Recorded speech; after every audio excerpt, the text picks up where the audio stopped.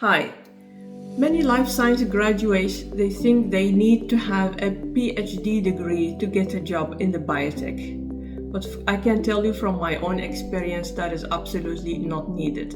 However, a master degree or even a bachelor degree in life sciences could be enough to get you a job in biotech if you have the skills and knowledge around the following points: good laboratory practice, good manufacturing practice, quality and regulatory knowledge, manufacturing and validation, and clinical operations.